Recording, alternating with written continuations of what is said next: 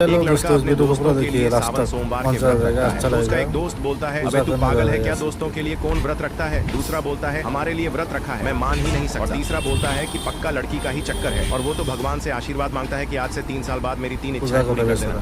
फिर 3 साल बाद वो एक भूसे के ढेर पे बीड़ी पीता है तो उसका मालिक उसके ऊपर चिल्लाता है कि भूसे की टाल के पास तो बीड़ी मत पिया कर। पर उसके दोस्त तो वहीं बीड़ी पी रहे होते हैं और वहीं काम कर रहे होते हैं, क्योंकि उसकी पहली इच्छा थी कि जितना कामयाब मैं बनूं उतने ही कामयाब मेरे दोस्त भी हो। फिर घर पर वो पानी भरने जाते हैं, उसके दोस्तों की भी एक जैसी ही झोपड़ी होती है, क्योंकि उसकी दूसरी इच्छा थी कि जैसी हवेली मेरी हो वैसी ही हवेली मेरे दोस्तों की भी हो। फिर एक लड़का उसे जन्मदिन की बधाई देता है तो वो गुस्सा होता है कि पिछले साल इसी दिन मेरी टांग टूटी थी।